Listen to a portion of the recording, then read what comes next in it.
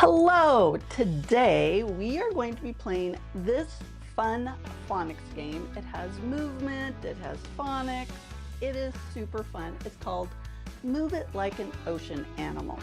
And of course, like always, you will be getting a freebie so that you can play it with your students tomorrow. So if you're ready, give me a thumbs up, like the video, and we will get started. Are you ready? Here we go.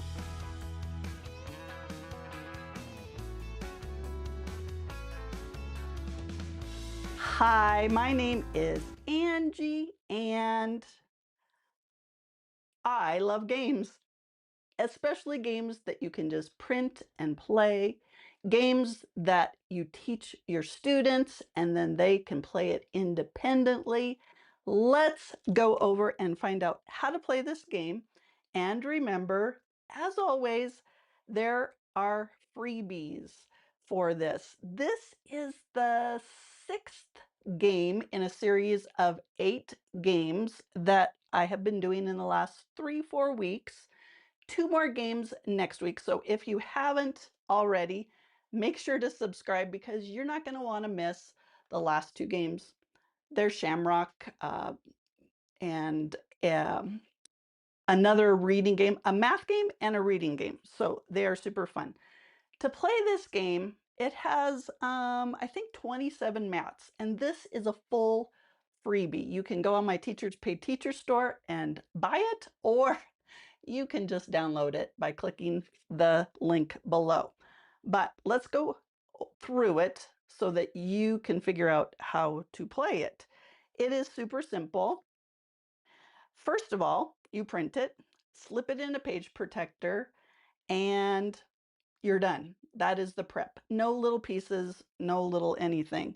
You will need a spinner, and for today's spinner, I am just going to use a pencil and a paper clip. I kind of like using paper clip and pencil because it does give a little extra practice for that hand-eye coordination, that small motor coordination, because it is tricky for kids at first to know how to do this. So they spin, get an H, and then they have to find a picture in a box that has the beginning sound of H. They have to listen and think, do I have the sound or the sound? Okay. And I see Kayla is here. Hi, Kayla, welcome. So we have H. So I just right away, I see the hippo, right? And now we're going to move it like an ocean animal. And this is the part they love to do, right? So that one is a little tricky, starfish. When I was teaching first grade, or actually kindergarten, a very long time ago, it was one of the first grades I taught. And I had a bathroom in my classroom, which was awesome so that my students can go. And every once in a while, I had to go. But before I did, I would say, you guys, we're going to play starfish in the sand. And they would be like, yay! So they would lay down on the ground and put their legs out, and I would put on some music, and then I would kind of go pretend I was a seagull, and I would walk around. I'm like, oh, if you move, the seagull's gonna get you. So they would be like, oh, and then I would slip into the bathroom and then slip back out. Shh, don't tell anyone I did it. But sometimes you just have to go, and I could hear them really well, and then I would come back out. Oh, everybody, you lived. Good starfish. You guys are such, yeah, yay. So a starfish in the sand, they can just lay there. Or starfish, if you've ever seen videos, they can move quite quickly through the ocean floor. Um, so then they spin again. Now, if they are playing with a partner, they can spin and use a different, they say the sound, and they find the picture frog, and then they move it like an ocean animal, right? Oops, let me go down here. since you can't see, right? Then they move it like an ocean animal. So it's as simple as that. You're probably wondering what this is right here. This is a QR code. You can scan that QR code. The directions are in video form instead of, in the packet, I also have the directions that are written as well. So, but don't you find that, especially if you're going to send this home for like homework or an after school program or something like that, they can scan it, they can know how to play it, done, right? And then I do have a few diagraph ones that I find are super fun also. This one's the CHSH, but there are 27 play mats for you down below. Make sure you get that. Now, how do you introduce this to your students? I would introduce this like a whole group. It could be, you have 5 minutes before recess and say, you guys, we are going to learn how to play Move It Like an Ocean Animal. Show them how to spin it. Have people come up, practice spinning, finding the picture that matches the sound, circle it, and then everybody in your whole class move it like an ocean animal, right? It's the if you ever do themed things for like science.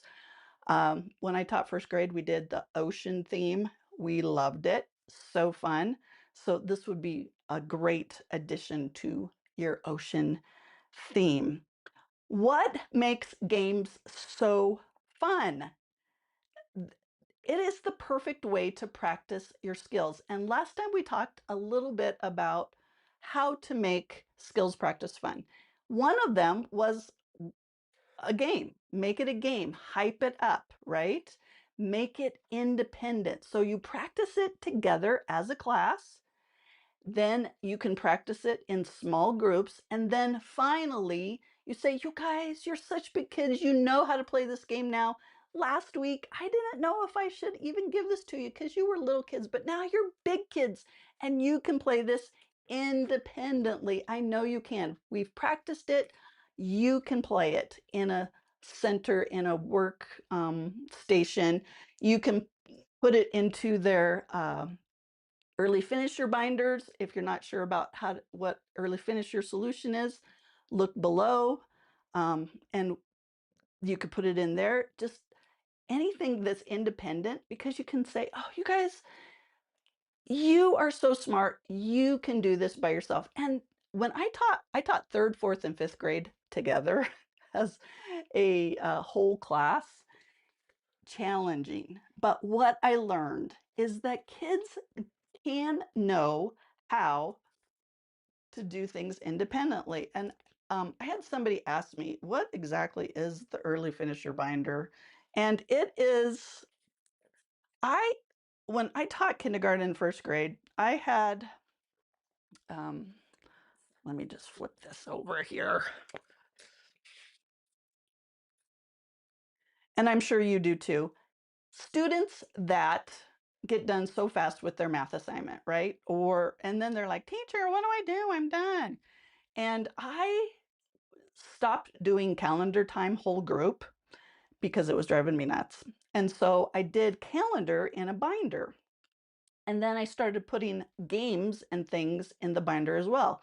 And so when they were done, instead of saying read a book, do a color sheet, do something quietly, I would say do your early finisher binder. And that's where some of these games and ideas came from. So what I'm showing you are the games that if you haven't already gotten the videos for, get them, because here's the one we did on Wednesday, the roll, race to 10, race to 20.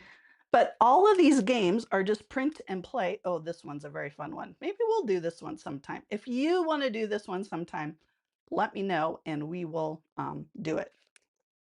So anytime kids can play independently with their friends, something that's a little active, it is super fun, right? Let me grab some water. So if you haven't already, do that, okay? Grab those videos. Do we have any questions? If you have any questions, put them in the chat or in the comments. And make sure that if you haven't already, give me a thumbs up. Let's do this just like, oh, you know what? Let's do that. There you go. And make sure to subscribe because you're going to want that Shamrock game. It's a math game. It's super fun. It's a dice game. So that's all you need. Print dice. Okay. All right. That is it for today. I hope you have a great day.